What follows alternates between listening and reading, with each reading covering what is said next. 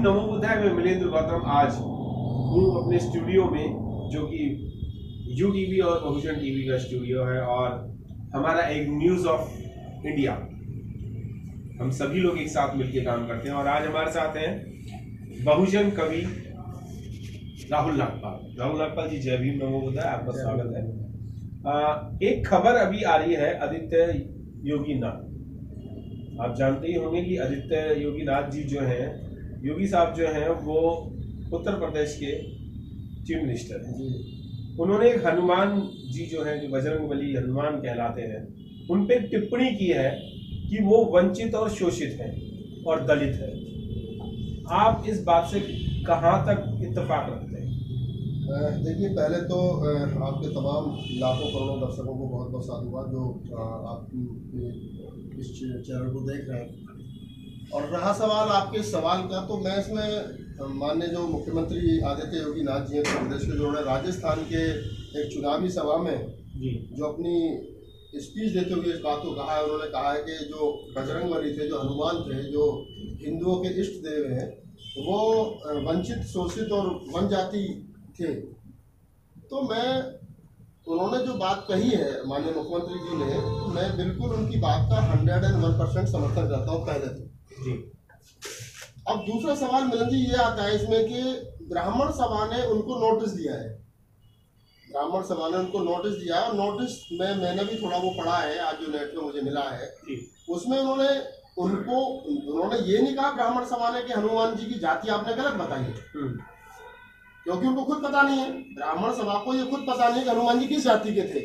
लेकिन ब्राह्मण सभा ने ये बताने की कोशिश की है कि आप इस बात का नोटिस दिया, ये बात की भी जानकारी होनी चाहिए कि ब्राह्मण सभा ने नोटिस किस बात का दिया। ब्राह्मण सभा ने नोटिस इस बात का दिया है, ब्राह्मण सभा ये कहना चाह रही है कि आप देवताओं को उनकी जातियों में बांट रहे हो। यानी इसका मतलब कहीं ना कहीं ब्राह्मण सभा भी ये जानती है कि हनुमान जो थे वो शूद्र थे या दलित थे। नहीं, आपने ये कहा कि ब्राह्मण समाज जो है वो ये चाहता है कि नोटिस इस बात को दिया है कि भगवानों को जातियों में बांट रहे ना बांट। तो फिर ये ठाकुर जी, जैसे राम को ठाकुर है, ठाकुर जी हो गए, कृष्ण जी हो गए, ये हो गए, सबकी ये जातिवाद से क्यों आते हैं? और फिर जब ये जातिवाद में भगवान नहीं आते, तो इंसानों को जातिवाद में बांट करके मंदिरों में घुसने क्यों नहीं दिया जाता? वही मैं वही आ रहा हूँ, जहाँ जो सवाल आपका मैं वही आ रहा हूँ। तो ब्राह्मण सभा ने जो नोटिस दिया वो इस बात का दिया। अब जो मेरा कहने का मतलब है कि आदित्य योगीनाथ जी ने जो एक बात कही है, जो एक वाक्य कहा है, वो ये कहा है कि वो इस समाज से आते थे, एक पर्टिकुलर समाज का उन्होंने नाम दिया। लेकिन यहाँ एक सोचने वाली बात है कि क्या वास्तव में वो इस समाज से आते थे? तो इसके लिए जो बड़ा महत्वपूर्ण सा मैं एक यहाँ पर बता सकता हूँ आपके लिए कि जब अगर पहले तो मैं एक दलित कवि होने के नाते, बहुजन कवि होने के नाते, मेरा कभी कल को इस बात का कुछ लोग गलत अर्थ निकाले, मैं कह दूँ कि मेरा रामायण से या इस पूरे जो हिंदू मैथोलॉजी है इससे मेरा कोई मतलब है नहीं।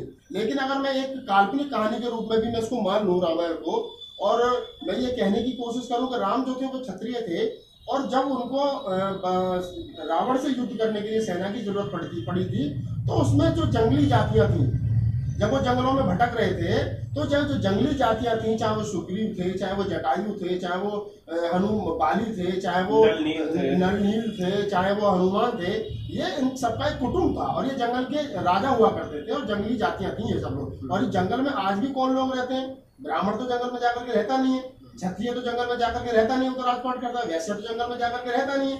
रहता कौन है? रहता है शूद्र। शूद्र कौन है? शूद्र वो है जो जिसको आज की तारीख में ओबीसी कह रहे हैं, जिसको हम 52% ओबीसी कह रहे हैं, वो शूद्र है। योगी जी ने इसमें एक बात कहने की कोशिश की है कि वो दलित थे।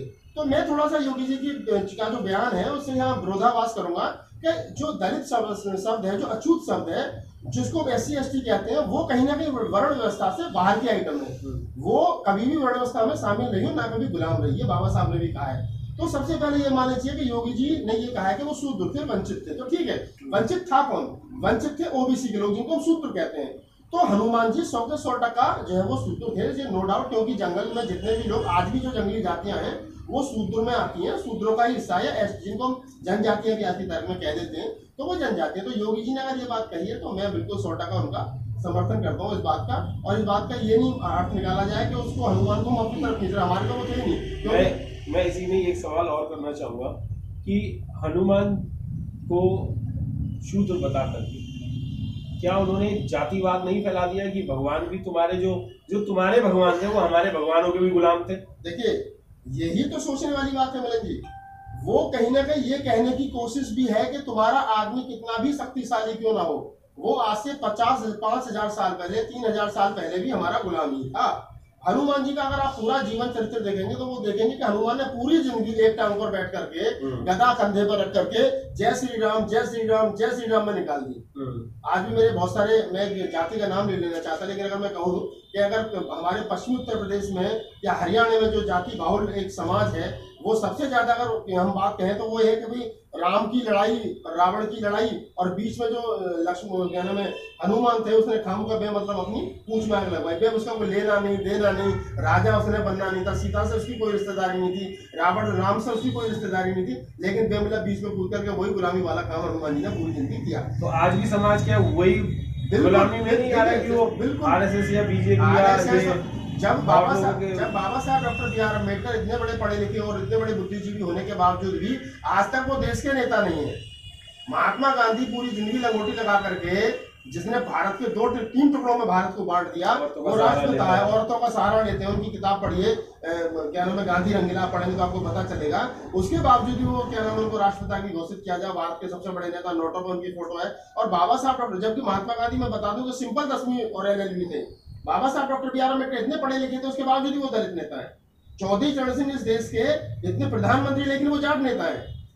देवीलाल जाट नेता है, मतलब मुलायम सिंह यादव नेता है। लेकिन अगर कोई ब्राह्मण नेता निकल करके आता है तो वो देश का नेता होता है।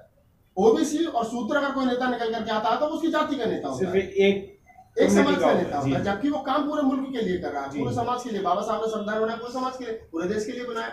तो ये कहीं ना कहीं अभी जो आपने कहा कि जातिवाद को बढ़ावा देने की कोशिश कर रहे हैं, तो बिल्कुल आपकी बात बिल्कुल 100% सही है कि योगी मोदी सरकार और आरएसएस का जो एजेंडा है, हिंदुत्व का जो एजेंडा है, इनका जो टोटली एजेंडा वो है कि 6,000 SC ST OBC और माइनॉरिटी को 6,743 जातियों को बांट रखा है।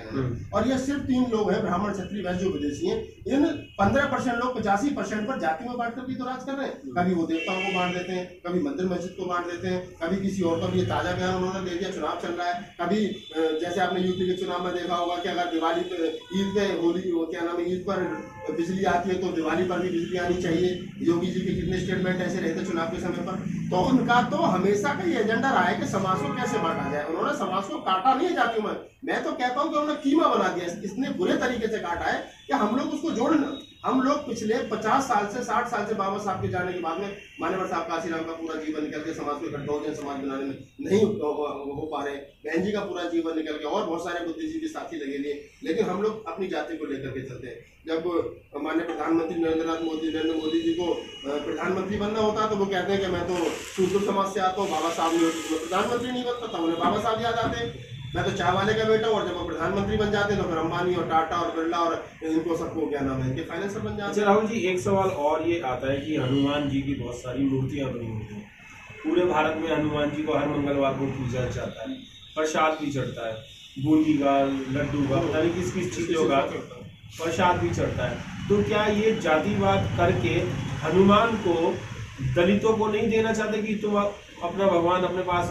रखो, और ये जनरल कास्ट जो है इस हनुमान को ना माने? अब देखिए, ये भी एक वो हो सकता है पॉइंट। नहीं, उनको ये पता है भली बाती कि हनुमान जो अम्बेडकर समाज है, जो बुद्धिस्ट समाज है, जो पेरिया रामास्वामी नायकर, फूले, गुरु नानक देव जी, और चाहे कबीर साहब हो, चाहे रैदास हो, मतलब जितनी हमारी जो 2,500 साल का इतिहास है, खुद से लेकर के मानवर साहब काशीराम तक का, जो इस इतिहास के साथ जुड़ा है, उसे हनुमान की जरूरत नहीं है। उनको ये पता है कि योगी जी और मोदी जी खूब रोज शोर मचान ये कहे, और वो स्पेशल भी कहने लगे कि जो दलित ही था, तब भी जो अम्बेडकर समाज है, बुद्धिस्ट समाज है, वो मंदिरों में जाकर हनुमान की पूजा करने को तैयार है नहीं।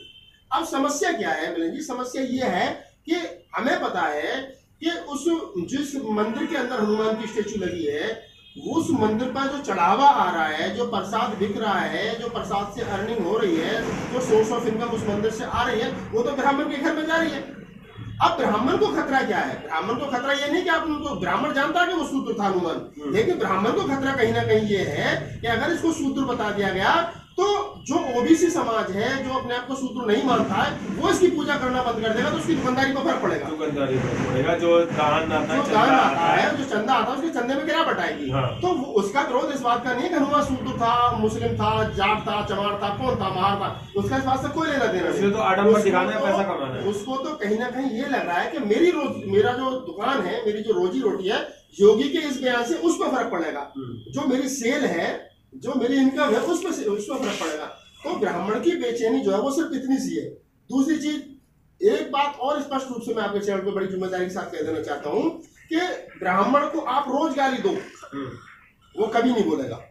ब्राह्मण को आप पूरा देश गाली बके, कभी नहीं बोलेगा, लड़ेगा नहीं आपसे। लेकिन जिस दिन आप मंदिरों के खिलाफ बोलना शुरू कर दोगे, जिस दिन आप ब्राह्मणवाद के खिलाफ बोलना शुरू कर दोगे, उस दिन वो सबसे पहले आएगा, बोलेगा, उसका दर्द होगा। क्योंकि वो कहता मुझे गाली दे लो, मेरे धंधे को गाली मत दो। अगर मेरे धंधे को गाली दोगे, मंदिर को गाली दोगे, तो मैं भूखा मर जाऊंगा। अच्छा, ये लोग जो आए थे अदर कंट्रियों में से, अपने टापुओं में से जब आए थे, तो ये बिजनेस के लिए तो आए थे? नहीं, ये धंधे के लिए तो आए थे। ये बिजनेस के लिए नहीं आए थे।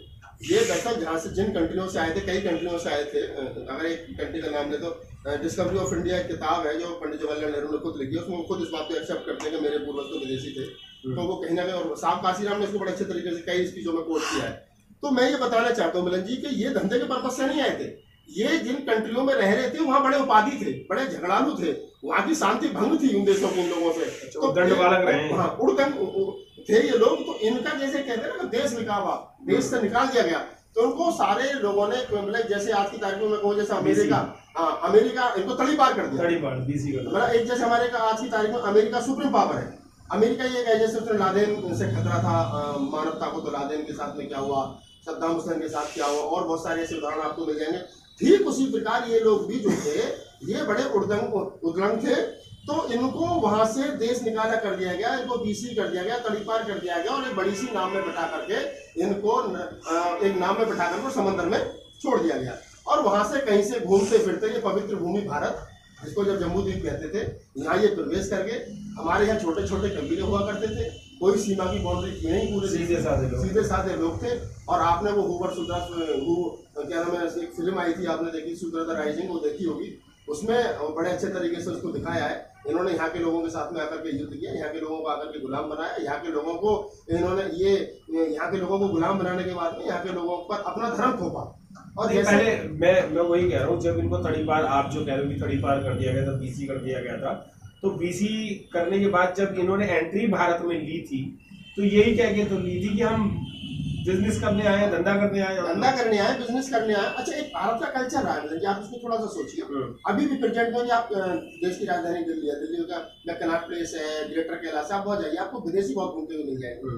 और हमारे यहाँ का जो भारतीय है, वो उसका विरोध नहीं करता कि तू देश में आया घूमने, वो उसके जैसा दिखना चाहता है, वो उसके जैसा मतलब लगना चाहता है, वो चाहता है कि मैं ऐसा लगूं, मतलब उसकी होड़ करता है।